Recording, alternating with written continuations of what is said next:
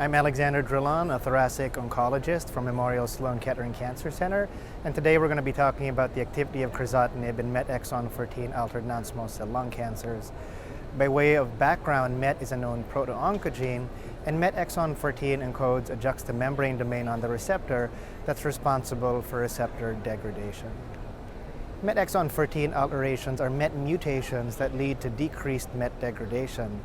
These usually occur flanking the splice sites of MET Exon 14 and result in exon skipping, thus increasing the amount of MET receptor on the tumor cell surface in the absence of the juxtamembrane domain to which SIBL binds. MET Exon 14 altered lung cancers are relatively common compared to other drivers. They're found in 3 to 4% of non-squamous non-small cell lung cancers, a frequency comparable to ALK-rearranged lung cancers, and occur in 20 to 30% of sarcomatoid lung carcinomas. These are diagnosed in the clinic either via DNA-based next-generation sequencing assays or RNA sequencing.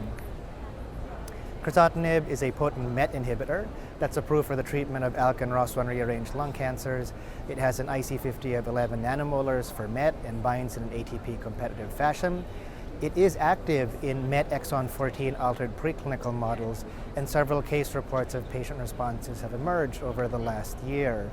This is the study design of this phase 1 trial, Profile 1001, with the key objectives to investigate the safety and anti-tumor activity of crizotinib.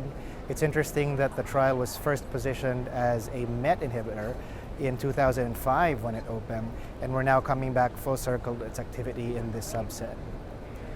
Again, more about the study design. Patients had advanced disease with a MET Exon 14 alteration, no prior MET-directed therapy, local molecular profiling, and crizotinib at a dose of 250 milligrams twice daily. These are the patients, median age of 68. Most of them were female, white former smokers with adenocarcinoma of the lung. And looking at the response evaluable population of 18 patients, 8 partial responses were observed for a total overall response rate of 44%. This is the waterfall plot where you see of the 18 patients, 16 patients with measurable disease, confirmed partial responses in blue, and unconfirmed partial responses or stable disease in yellow. You'll note that most of patients had disease shrinkage with crizotinib therapy.